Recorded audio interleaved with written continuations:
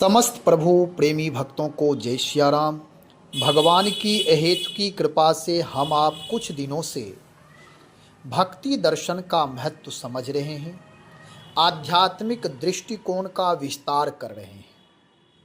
भगवान का पावन चरित्र, भगवान का पावन नाम, भगवान की लीला, जब हम इन सारी चीज़ों से जुड़ते हैं तो हमारा आपका जीवन भी भगवान की तरह ही पवित्र और विराट हो जाता है। जब विराट जीवन होता है तो उपनिषद का जो वाक्य है, वेद का जो वाक्य है, ऋषियों का जो अनुसंधान है, वसुधैव कुटुंबकम, उस तत्व का बोध होने लगता है। जो शास्त्रों में कहे गए हैं, जो ग्रंथों में कहे गए हैं, पुराणों में कहे गए हैं, उन सारी चीज़ों का अनुभव जीवन में होने लगता है। और यह कब होता है? जब हम आप भगवान की भक्ति करते हैं, जब भगवान की दिव्य चेतना से जुड़ते हैं, जब भगवान की पवित्रता, सात्विकता, उनके गुणधर्म, उनके स्वभाव, उनकी करुणा, कृपा से जुड़ते हैं, तो हम आप भी भगवान के भक्त बन जाते और जो स्वामी में गुणधर्म होते हैं वह सारे भक्तों में भी घटित होने लगते हैं। जैसे एक गुरु के पास, एक शिक्षक के पास शिष्य जाता है, विद्यार्थी जाता है गुरु बनने के लिए, शिक्षक बनने के लिए। जब वह गुरु के पास जाता है तो अज्ञानी रहता है, उस समय गुरु ज्ञानी है, और जब गुरु के सानिध्य में वह अध्ययन कर लेता है, ज्ञान अर्जन कर लेता है, तो फिर वह भी अन्य लोगों को ज्ञान देता है, अर्थात वह भी गुरु के रूप में प्रतिष्ठित हो जाता है। यदि ज्ञानी के पास जाकर के ज्ञानार्जन नहीं कर पाए, उसमें शिष्य की लघुता, विद्यार्थी की लघुता, बौद्धिक स्थिति की न्यूनता पाई जाएगी। इसलिए हम आप सब भक्ति करते हैं और भगवान के गुणधर्म यदि हमारे जीवन में नहीं आ रहे हैं, इसका मतलब है कि हम भक्ति पूर्ण रूप से नहीं कर रहे हैं, केवल एक औपचारिकता कर रहे हैं, निष्ठा, विश्वास, श्रद्धा से नहीं कर रहे हैं। इसलिए अपने आप को कभी कभी शोध भी करना चाहिए, अपने अंदर भी झांकना चाहिए कि मेरा जीवन, मेरे जीवन की दिशा किस तरफ प्रवाहित हो रही है। यदि सही दिशा में है तो मानो कि हम आप भक्ति कर रहे हैं। यदि सही दिशा में नहीं, भगवान के पास, भगवान के नाम का जप, भगवत चरित्र गायन करते हुए भी जीवन में क्रूरता बनी हुई है, अनाधिकार चेष्टा बनी हुई है, कामादि विकार, नाना प्रकार की चेष्टाएं दिन प्रतिदिन बढ़ रही है, तो इसका मतलब है केवल हम भक्ति के नाम पर ढोंग कर रहे हैं, आत्मस्वरूप का बोध नहीं हुआ है। इसलिए गोस्वामी श्री तुलसीदास जी महाराज कहते हैं, पहली बात तो यह है कि भक्त का जीवन स्वावलंबी होना चाहिए, परावलंबी नहीं होना चाहिए। भक्त का जीवन परोपकारी होना चाहिए, स्वार्थी नहीं होना चाहिए। स्वार्थी का यहाँ अर्थ समझना है, आत्म कल्याण के लिए अगर स्व के अर्थ में, आत्म निर्माण में आप लगे हुए हैं, विद्या के द्वारा, ज्ञान अर्जन के द्वारा, तप के द्वारा, साधना के द्वारा यदि आप आत्म निर्माण कर रहे हैं, तो यह स्वार्थ में आप निहित हैं, तो यह स्वार्थी जीवन उत्तम होगा, फलदायी होगा, कल्याणकारी होगा। लेकिन यदि हम धन, वैभव, पद, प्रतिष्ठा के लिए स्वार्थी बने हुए हैं, लोलुपता व सम स्वार्थी बने हुए हैं, तो यह हमारे लिए पतन का कारण होगा। इसलिए भक्त का जीवन परमार्थी होना चाहिए, और परमार्थी तभी होगा जब हमारा आपका जीवन दिव्य गुणों से, धर्म से युक्त, धन, वैभव, समृद्धि, संपदा से युक्त होगा, और जब हम भक्त बन जाएंगे तब जीवन परमार्थी होगा। भक्त का जीवन परमार्थी होता है। अब यह समझे कि भक्त का जीवन कैसे परमार्थी होता है। फिर आपको एक दृष्टांत के माध्यम से समझाएंगे कि भक्त का जीवन कैसा होना चाहिए। और भक्त भगवान पर दृढ़ भरोसा करता है तो जहाँ भक्त रहता है वहीं सृष्टि की सारी वसुधा पर के जितने भी जो भी समृद्धि हैं वह स्वयं वहीं आ जाते हैं। क्योंकि धर्मशील के पास, विनयी के पास, धर्मात्माओं के पास, महात्माओं के पास स्वतः प्रकृति सारी चीजें भेजती है। यदि जीवन परोपकारी है तब भले ही अपने जीवन एक कमरे तक सीमित रखें लेकिन वही केंद्र बन जाएगा। इसलिए यह भाव भी समझेंगे। गोस्वामी श्री तुलसीदास जी महाराज अपने आप को समझा रहे हैं कि भक्त का जीवन स्वावलंबी होना चाहिए। कारण यह है कि गोस्वामी जी का निज अनुभव है। उन्होंने अपने जीवन में परमात्मा का साक्षात्कार किया है। गोस्वामी जी कहते हैं हमारे राम पूर्ण ब्रह्म परमात्मा हैं, कण कण जन जन और क्षण क्षण में व्याप्त रहने वाले परमात्मा हैं।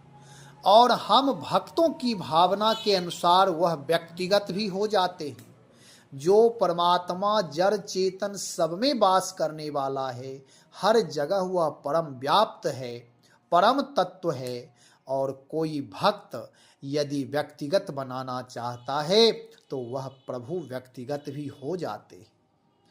जैसी हृदय में भावना होगी प्रभु वैसे स्वरूप में प्रकट होते हैं। इसलिए हमारे प्रभु सगुण भी हैं, साकार भी हैं, निर्गुण भी हैं, निराकार भी हैं, अत्यंत सूक्ष्म भी हैं, अत्यंत व्याप्त भी हैं।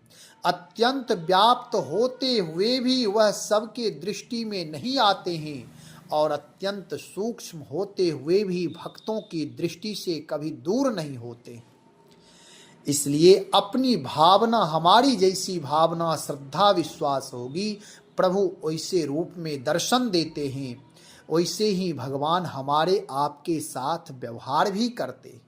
तो भक्त का जीवन स्वावलंबी होते हैं। गोस्वामी श्री तुलसीदास जी महाराज कह रहे हैं, पहले दोहा सुने, दोहे का अर्थ सुनेंगे, उसके बाद आगे भक्तों के जीवन में जो प्रैक्टिकल जीवन है वह भी सुनेंगे। गोस्वामी जी कहते हैं स्वार्थ परमार्थ सकल सुलभ एक ही ओर, द्वार दूसरे दीनता उचित न तुलसी तोर। स्वार्थ परमार्थ सकल सुलभ एक ही ओर। जब एक श्री रामचंद्र की ओर से ही सब स्वार्थ और परमार्थ सुलभ हैं, तब हे तुलसी तुझे दूसरे के दरवाजे पर दीनता दिखलाना उचित नहीं है। गोस्वामी जी अपने आप को समझा रहे हैं, क्योंकि दूसरे को यदि कुछ कहा जाए तो लोग उसे अलग भाव से, अपनी अपनी भाव से, अपनी अपनी दृष्टि से देखते हैं। गोस्वामी जी अपने आप से कहते हैं कि हे तुलसी तू राम का भक्त है और राम परमात्मा हैं, प्रभु हैं, सर्व समर्थ हैं। रामचंद्र जी स्वार्थ और परमार्थ सब इन्हीं के चरणों में, इन्हीं के नाम में, इनसे जुड़ने पर ही सुलभ हो जाते हैं। सारी चीज़ों की, लोक परलोक की जो भी समृद्धि हैं, जो भी उपाय हैं, भगवान ही उपाय भी हैं और उपेय भी हैं। इसलिए राम जी के दरवाजे का तुम यदि बन गया, राम जी के शरणागति हो गए, भगवान की शरणागति स्वीकार कर लिए, राम जी का भक्त बन गया, तो फिर मांगने के लिए दूसरे दरवाजे पर याचक बनना ठीक नहीं है। भक्त का जीवन स्वावलंबी होना चाहिए। किसी भक्त का कहना है, चाह गई चिंता मिटी मनवा वे परवाह। चाहना हमारी चली गई, चिंता मिट गई, मनवा वे परवाह। और जिसे कछु न चाहिए वे जग साहन साह। वह महाराजाओं का भी महाराज, सम्राटों का भी सम्राट हो जाएगा, जिसे कछु न चाहिए। क्यों? क्योंकि जो भक्त होता है उसकी अपनी कामना नहीं होती, वह संकीर्ण नहीं होता, वह राष्ट्र के लिए, समाज के लिए, सारे समष्टि के लिए मंगल कामना करता है। वह समाज से कुछ मांगता भी है तो परहित के लिए, परोपकार के लिए मांगता है। और यदि हमारी मांग पवित्र है, स्वार्थ रहित है, तो समाज के लोग बड़े कृतज्ञ हैं।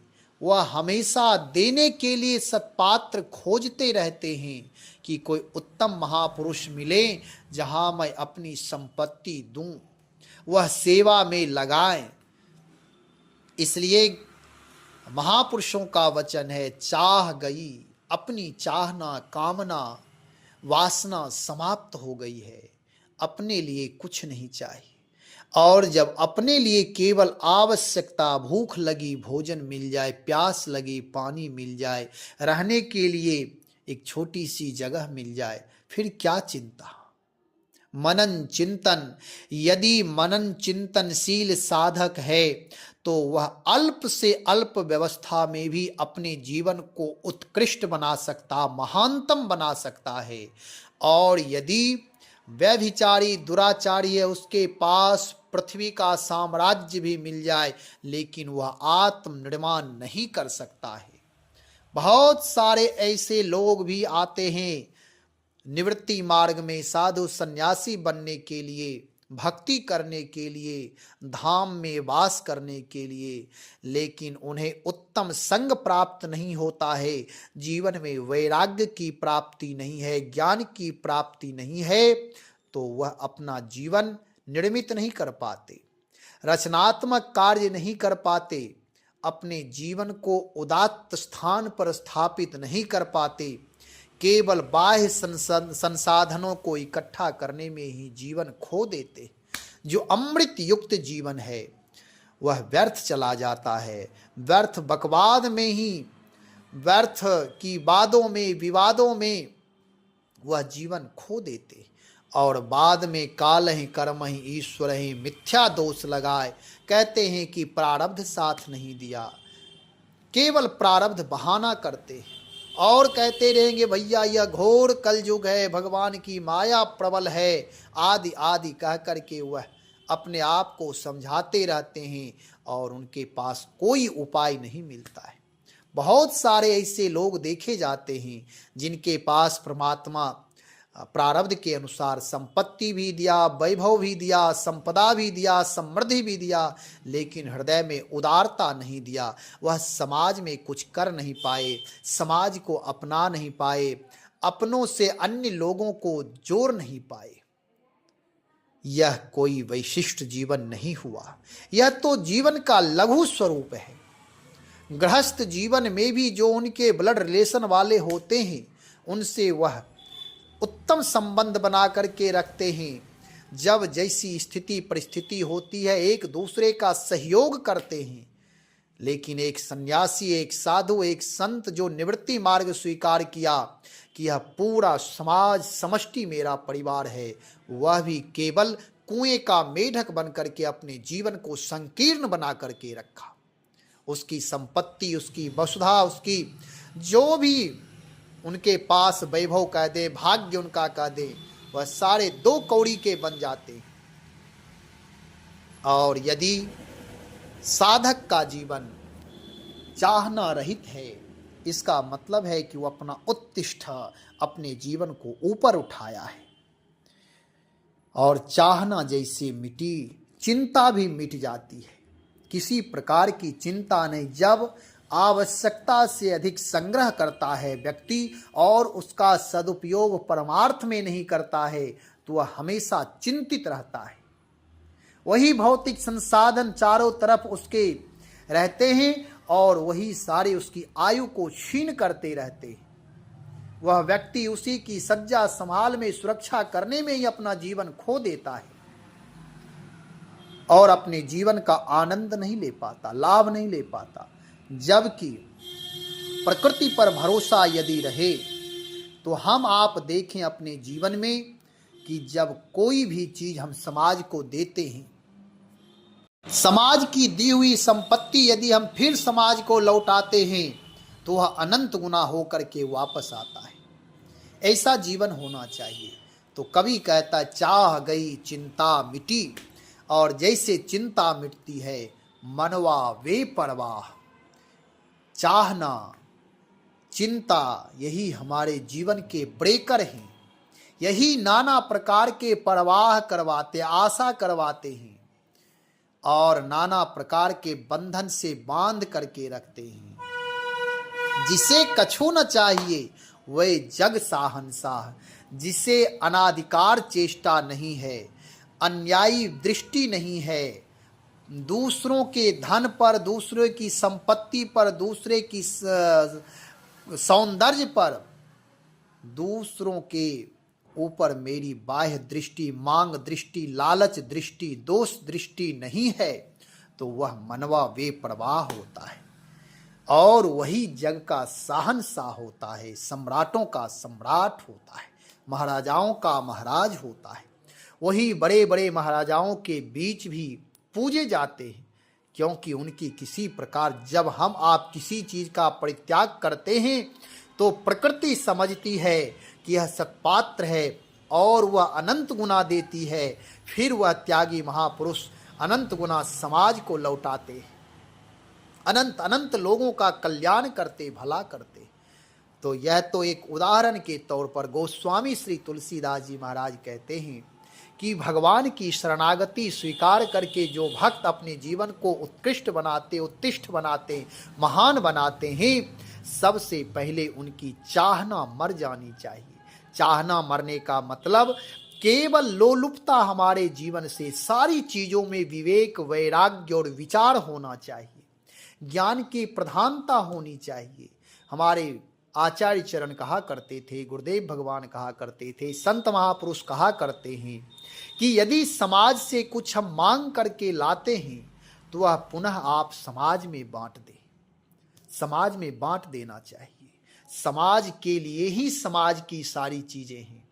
यदि एक कोई व्यक्ति समाज से इकट्ठा करके जमा कर लेता है, चोरी कर लेता है, तो शास्त्र उसे चोर घोषित करते और हमारा संविधान भी उसे घोटाला कह देता, घपला कह देता है। वह व्यक्ति निंदनीय होता है, वह निंदनीय कृत्य है।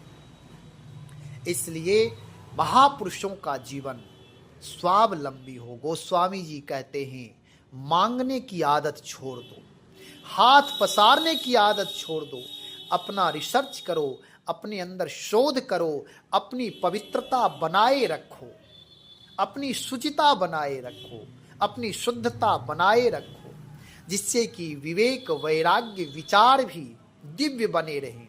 नहीं तो एक तरफ विवेकी बनते हैं, जब बात चलती है तो गोस्वामी जी कहते ब्रह्म ज्ञान बिनु नारी नर करहि न दूसरी बात। लगता है कि ब्रह्म ज्ञानी सब एक दूसरे को समझा रहे हैं। और वैराग्य की बात आती है तो वैराग्य की लंबी लंबी चर्चाएं होती है, विचार की बात होती है, बहुत सारे केवल बातें चलती है। लेकिन जब देखते हैं कि मेरा वैराग्य कैसा है, या केवल वाक पटुता पर तो आधारित नहीं है।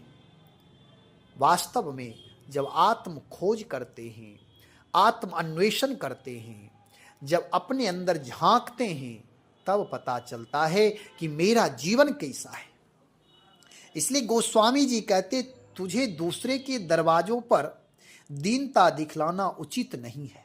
आप भक्त बने हो, भगवान के हो गए हो, फिर भी तुम्हारी वासना, चाहना कैसी है कि तुम दूसरों से, जो स्वयं दरिद्र हैं, जो स्वयं दीन दुखी हैं, संसारी लोग सन्यासी के पास आते हैं मांगने के लिए, याचना करने के लिए कि प्रभु आप कृपा कर दो, आप भगवान के अनुगमन करने वाले हैं, भगवान के पुजारी हैं, भगवान के भक्त हैं, परमात्मा के आप हो, आप प्रभु की शरणागति हो।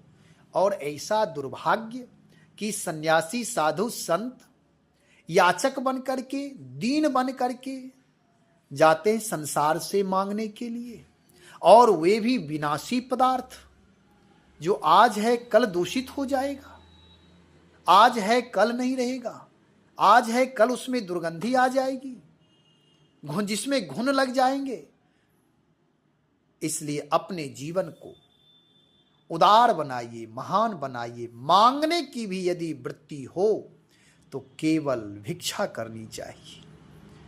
केवल भिक्षा समाज के लिए, राष्ट्र के लिए, गरीबों के लिए, जिनके पास व्यवस्था नहीं है उनकी व्यवस्था की पूर्ति करने के लिए अपने आप को प्रभु का प्रतिनिधि समझ करके उत्कृष्ट कार्य करने के लिए जीवन को समर्पित करना चाहिए।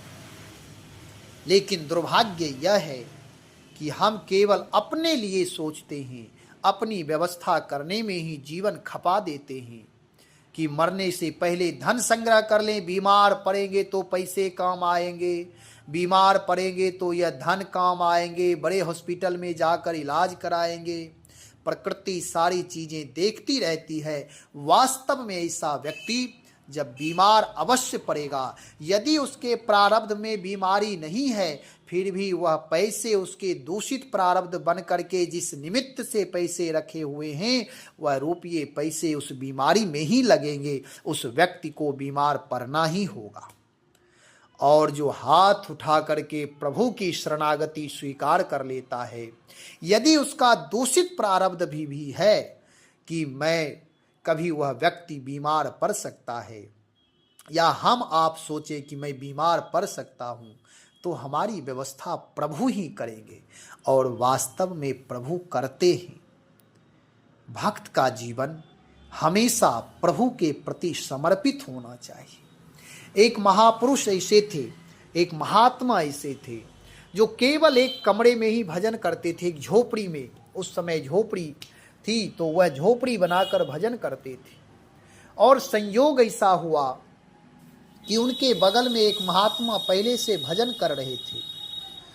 तो जो एक नया साधक आया था जो भजन कर रहा था, उसके पास बहुत सारे संसार के लोग आने लगे, बड़े बड़े सेठ साहूकार आने लगे, उनके भोजन की व्यवस्था करने लगे, उनके लिए फल फ्रूट लाने लगे, अच्छे अच्छे उत्तम वस्त्र लाने लगे।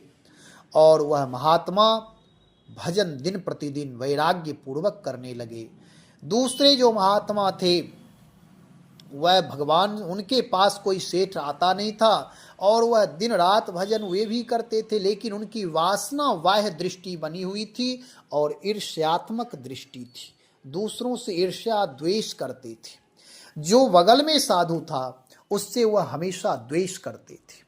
और कोई सेठ साहूकार नहीं आवे तो स्वाभाविक उनके हृदय में जलन हो जाए कि देखो ये मेरे सामने साधु बना है और इसके पास बड़े बड़े सेठ आते हैं और मैं इतने वर्षों से यहाँ भजन कर रहा हूँ, मेरे पास कोई सेठ नहीं आता है।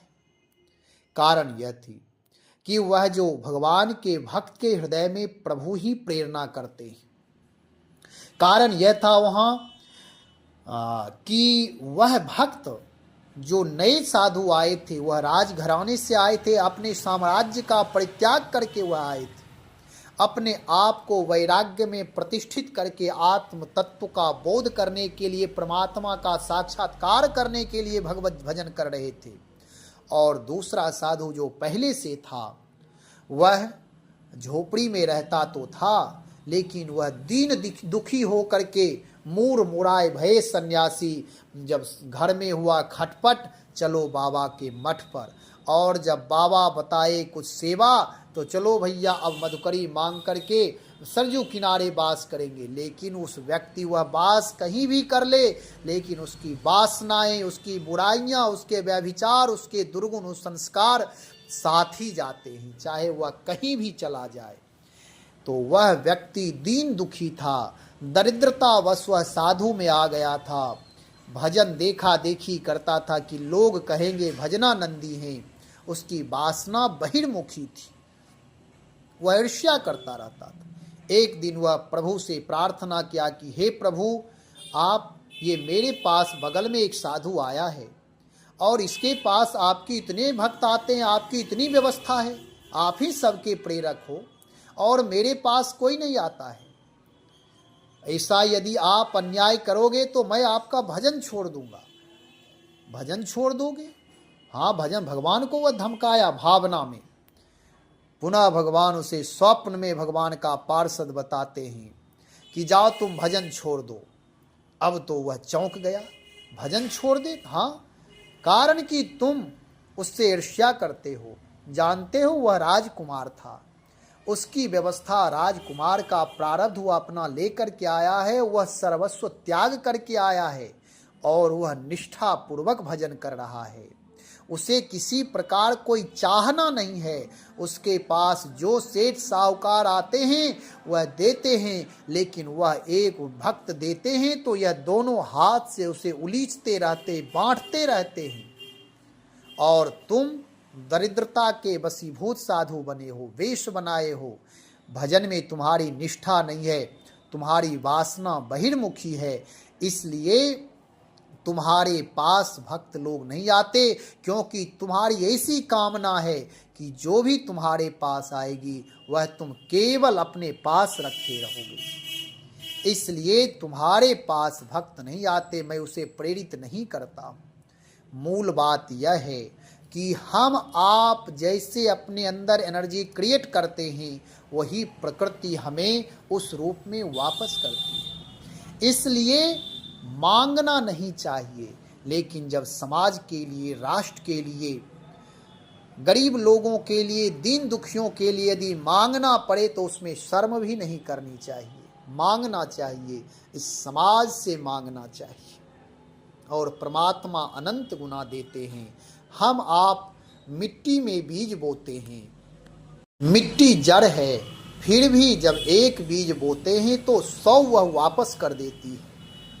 इस ऐसे ही यदि समाज से हम कुछ मांगते हैं, पुनः समाज को देते हैं, तो समाज के लोग भी देखते हैं कि यह परोपकारी हैं, उत्तम प्रकृति के हैं, यह उत्तम विचार के हैं, यह गरीबों के लिए सेवा भाव इनके जीवन में है।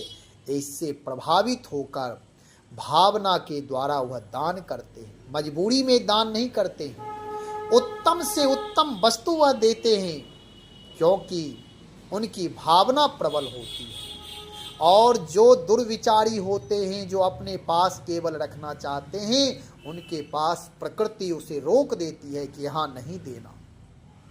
हमारा आपका जीवन प्रकृति से जुड़ा हो, उत्तम संस्कार से जुड़ा हो, उत्तम संसाधन से जुड़ा हो। अपने लिए कभी किसी के सामने हाथ नहीं फैलाना चाहिए। आवश्यकता से अधिक कोई वस्तु मेरे पास आ रहा है तो आते समय, आने से पहले ही उसे रोक दें, अथवा यदि आ गया है, आकाशवृत्ति से यदि आ रहा है तो उसे फिर समाज में जरूरतमंद लोगों को बांट दें। आवश्यकता जहाँ पड़े वहीं दे दें। यदि आप संग्रह करेंगे तो आना रुक जाएगा। जमा हुआ पानी भी गंदे हो जाते हैं। ऐसे ही जमा किया हुआ कोई भी चीज़ यदि हम आप संग्रह करते रहेंगे, जमा करते रहेंगे, तो वह व्यर्थ हो जाएगी, सड़ जाएंगे, गल जाएंगे, दुर्गंधित हो जाएंगे। अपने जीवन को पवित्र रखना चाहते हैं तो बहते हुए जल प्रवाह जैसे हो रहे हैं, वैसे हमेशा अपने जीवन को प्रवाहित रखें। भगवान नाम का जप अधिक से अधिक करें। प्रभु की कृपा से जो भी हमारी आपकी दुर्वासनाएं भी है, बहिर्मुखी इंद्रियां है, वह प्रभु के नाम के प्रताप से जीवन अंतर्मुखी हो जाएगी और सारी इंद्रियां अंतर्मुखी हो जाएगी। और हम आप नाम के प्रभाव से ही सारे शुभ संस्कार, शुभ भाव, कल्याणकारी, परोपकारी, शुभदायक फल जीवन में सारे उदात्त भावना से हम आप भी संलग्न हो जाएंगे, उसमें जीवन दिव्य हो जाएगा। इसलिए गोस्वामी जी कहते हैं भगवान से ही जुड़ो, भगवान ही स्वार्थ और परमार्थ सारे सिद्ध कर देंगे। तो हम आप यदि भक्ति करते हैं तो भक्त बनने का परम लाभ यही है कि अपने स्वार्थ के लिए दूसरों से याचना ना करें, प्रभु से ही प्रार्थना करें। यहाँ तक कि प्रभु से भी अपने स्वार्थ के लिए ना कहें। प्रभु अंतर्यामी है, वह सब पूर्ण करते हैं। दूसरी बात यह है कि यदि कोई दीन दुखी है, उसके लिए प्रभु से प्रार्थना कर दे, हे प्रभु फलाना व्यक्ति दीन दुखी है, उसके ऊपर आप कृपा कर दें। आपका नाम दुख हरण है, आप उस व्यक्ति का दुख हरण कर लें। अथवा भक्त जब समष्टि के लिए ध्यान में मंगल कामना करता है तो पूरे समष्टि में जितने भी दुखिया हैं वह सब सुखी हो जाए। सर्वे भवन्तु सुखिनः, सर्वे सन्तु निरामया, सर्वे भद्राणि पश्यन्तु मा कश्चित् दुःखभाग्। समस्त रोगों का समन हो जाए, इस प्रकार की कामना करता है। तो भगवान नाम का जप अधिक से अधिक करें, सतत प्रभु की भक्ति करते रहें, प्रभु की शरणागति में ही रहे, प्रभु की कृपा दृष्टि रूपी कैमरे में ही अपने को कैद करके रखें, जीवन दिव्य हो जाएगा। जब भी कोई कार्य करे तो ऐसा सोचे कि प्रभु की दृष्टि में मैं हूँ, उनसे जुड़ करके रहने पर, उनकी कृपा दृष्टि में रहने पर मंगल ही मंगल होता है। जीवन आनंद से आनंदित हो जाएगा। भगवान नाम का जप अधिक से अधिक करें। श्री राम जय राम जय जय राम, श्री राम जय जय राम।